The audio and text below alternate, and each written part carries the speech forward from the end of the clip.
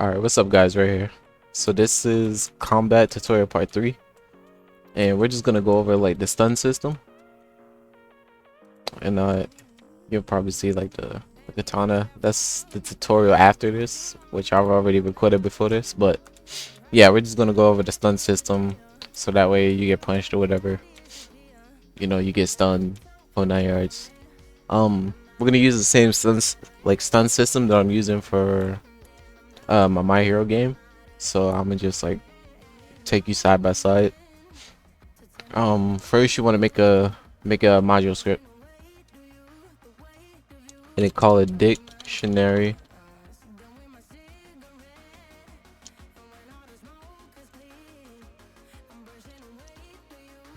handler, right? Let me just double check. Yep. Then make sure you just change the name in here as well, and then make another module script inside of that module and call it the dictionary, and change the name of that as well. So pretty much the dictionary will just hold tables that we will need to call on.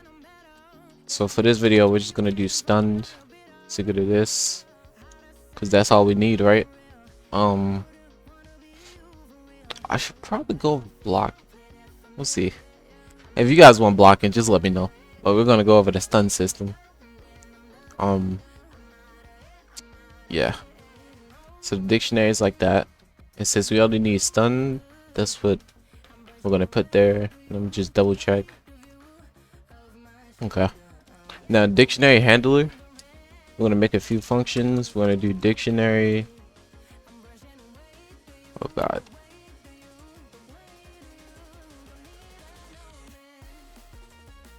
Dot find, and this will be us finding a player inside of a certain like table. Dictionary handler add. So add will be adding them to a table, and then the last one will be handler dot remove. This will remove them from a table. So the parameters that we want to give it, and I'm just like scrolling so you can see better, and we're using them like the squiggly brackets too, and I'm gonna just like double check. Okay, so the first parameter will be player, and the second will be the action that the player is being put in. Or for this, like in this case where we have find, we're just checking if the player is inside of this certain action. Add, we're gonna pretty much just use the same thing. I'm gonna just double check that as well. Yep. So now we're gonna do, for the first like function, we're gonna do return. And actually you can put return there, but at the top we're gonna require the dictionary, right? Because we need access to it. So you could require script dictionary. So requiring the dictionary so we can use it, and then we're gonna return dictionary action player. And pretty much this is going to be like a bool value. So if the player is inside of that certain action, then it will return true, and if they're not, then it will return like nil or false. Add, we're gonna do if not dictionary action player. So if the player is not already in that certain action in a dictionary, then we're gonna set it to true. So action player is equal to true, and then in remove we're gonna do if dictionary action player. Then so if they're in the dictionary action, right, then we're gonna remove them. So do dictionary action player is equal to nil. So we're just setting that value to nil, and this is what we need for like the dictionary and the dictionary handler. So you can pause that. Alright, so now that we have the dictionaries, we're gonna go to workspace, make a folder, and we're just gonna call it entities. And we can just drag the dummy inside of there. And now I'll just make like a few dummies.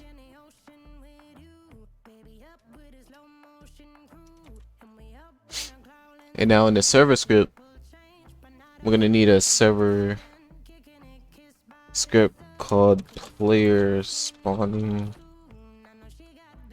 And we need to parent our character to that folder. So we're gonna do game.players.player add it :connect function, and then player, and then we're gonna do player dot character add it :connect function character, and then we're gonna do task.wait, and then we're gonna set the character's parent to workspace.entities, and I'm just gonna disable my like sword stuff real quick.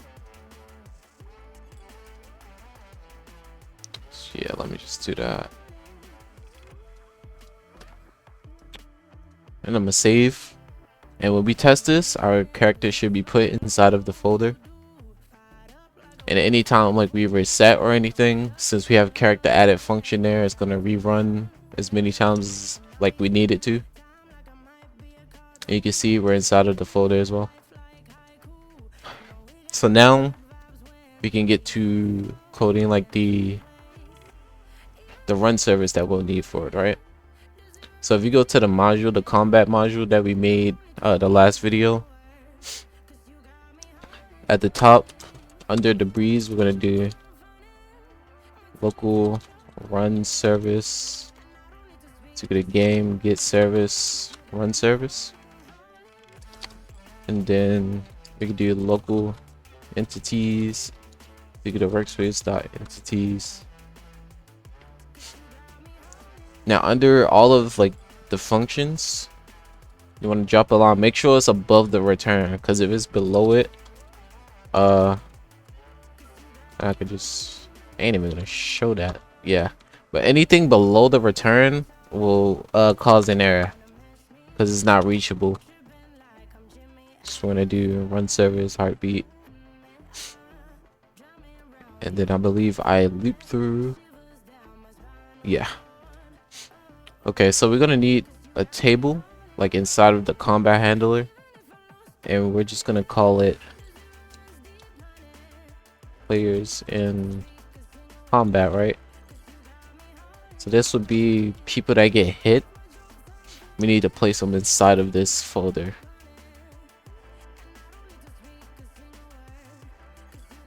Yep, that. And then we need to keep track of player stun time as well. So we need two tables, a table called players in combat, and then another table called player stun time. And then we're gonna loop through entities, player in pairs, entities, get children, do. And then we gotta check if they're in the combat. So if combat handler, the players in combat, player, then. And remember, player is just like their character, like their characters inside of the folder. So this is not the actual like player object that's inside of players, right? So we're just checking if player has been or is inside of combat table, right? So if they're inside the combat table, then we want to set two like values, right? So one is going to be called current time, and the other is going to be called stun time. So current time is the time that's like ticking down, And stun length is how long they're being stunned for, right? So let's equal to combat handler that plays in combat player. Because when we set their value, it's going to be a number value, not like their model, right? So we're just giving this part in the table like ownership of the player, ownership like of the player or like the character, and we're setting a value of it to like os.clock, I believe. And then inside of, well, we're gonna set this one the player stun player, right? So now we need to do if os.clock minus, I believe, current time. Yep. Minus current time is greater than stun time, or greater than or equal to stun time. Then, so if it has reached like its stun time, then we're gonna set combat handler that players in combat player to nil, right?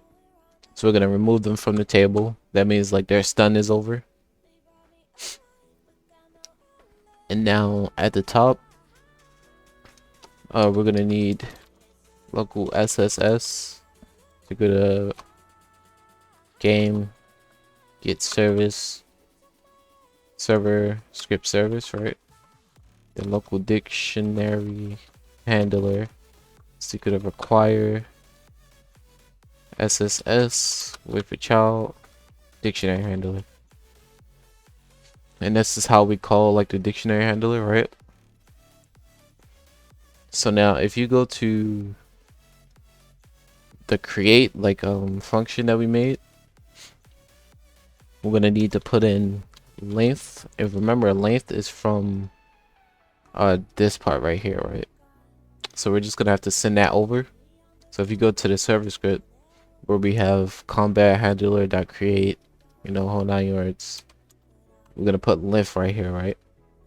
So we'll need this value right here to determine their stun time, right? So we're gonna scroll down to get touching parts where we have the hit function, and I believe we have to do a check. Let me just check real quick. Yep. So we gotta check if combat handler that players in combat player, and actually instead of player, character. Pretty sure that's how it is. Yep. Or dictionary handler dot find player stunned, because that's the name of this table. Then, so this is asking, has the player already been hit or is stunned? And if so, then it returns and it just cuts out the rest of this. So anybody that like they like, say two people hit each other at the same time or like swing at the same time, and if I hit you like a split second earlier, right, then it negates your hitbox so I don't get hit, and stuns you as well. So now I'm just double checking some stuff. Okay, the stunning. Okay, so the stunning, right, we're gonna do stun system right here, right? We need duration. So local duration is, and then we need to do if string.length sequence. I believe that's what we're sending through. Oh, we're not sending a sequence through. Okay. So we're gonna also send sequence through alongside of length, right? So is less than 5, because I believe we have 5 hits. Let me just double check. No, it's 4. Okay. So if it's less than 4, else, right? And now go to the server script. Make sure you send sequence inside of the function. And then come back here. And duration is equal to length times 2. So 2 times the animation length is going to be their stun duration, right? And for the other one, you could just do duration is equal to length times like 3 or something. Just like a long, this is going to be like the last hit and combo stun, right? And this is just normal hit and combo stun, right?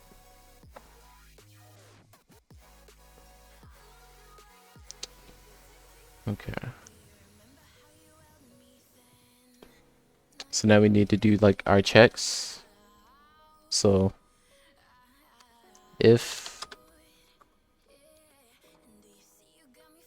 and we're gonna do if not. So if not, combat handler dot player in combat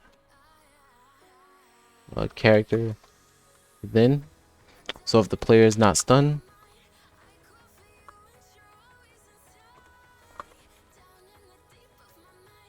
then it's gonna set players in combat character is equal to, and I believe this is OS clock, os.clock. Yep. So this is like a time that we have to keep like check of, and then we're gonna like at the bottom we're comparing that time, right, to see how much time has passed. And then we need to set the stun duration time as well. So player stun time character is equal to duration, right? I think it's one more thing we need to do. Yep, we need to add them into the sun system, right? So dictionary handler dot add, and then how do we do this? E-humanoid, okay. E-humanoid dot parent, comma, stun, right? So this is setting the current time to os.clock, the stun time to duration, and then putting the person that we hit inside of the stun system, so that can be used to detect if they're being stunned or not. And if they're already in there, then we just have to update the values. So we're just gonna set it to os.clock. Dictionary, not dictionary. Combat handler dot player. Stun time, character, duration, right? So pretty much if they're not already being hit, then it gives them their like fresh new values, and if they are, then it just updates the old values.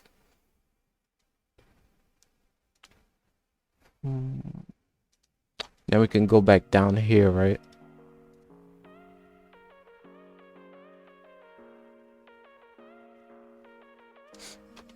I'm gonna do combat handler, player stun time, player is equal to nil, and then we need to remove them from the dictionary. So dictionary remove player stunned, right? So pretty much this is like run service will run and do constant checks to see if somebody is stunned or not, and if it's not, then it just doesn't run anything else. But if they are stunned, then it goes through this process, and then it checks to see if os.clock has became like more time has passed when you subtract the current time, which is the time we set when we first attacked them, and then it checks and see if it's greater than or equal to the stun time that they're like stunned for, and if they are, Like if the time that passed is greater than the stun before they're being hit or attacked again, then it just makes sure they're not stunned anymore, right? And yeah, so we need to change their walk speed, right? So humanoid, the walk speed is equal to like 4, right? Humanoid jump power is equal to 0, because we don't want them to jump or be able to run really. Then walk speed when they're not stunned, and when they're not stunned, set their speed and like jump power to the default. So I'm pretty sure that's most of what we need. So yeah, go to the top where we put these two lines, the server script service and dictionary handler. Now go back to the server script and then put them down here, right? Now we need to check if dictionary handler dot find, and we got to do character. So make sure the local character stuff is on top of this if statement, then else. So we're gonna do if not dictionary handler find character stunned. So if they're not in the stun system or not being stunned or anything, then all of this inside of here can run, right? And then if they are stunned, then it's just going to reset their cooldowns, right? We're just gonna do false,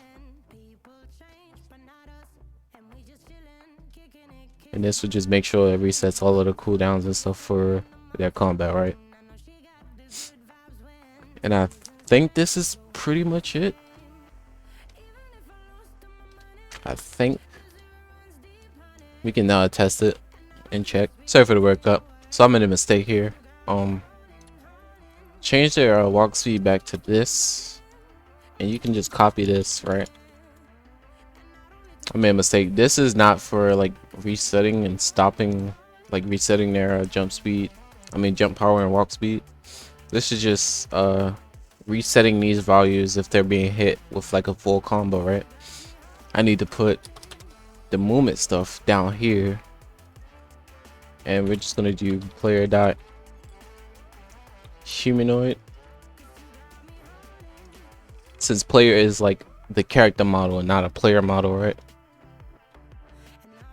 And now we can test. All right, now everything is loaded. If I punch, I'm slow for a little bit. I don't know why it's not setting the values back. Sorry for the workout. Okay, so we made some like mistakes, right? So remember when we do a character, like that's true that we need to do character, but we was doing our character, like the person that punches. Instead, we need to put humanoid.parent for all of these, right? And this will make sure they get added into the thing. Then this is fine. We need to change this to character.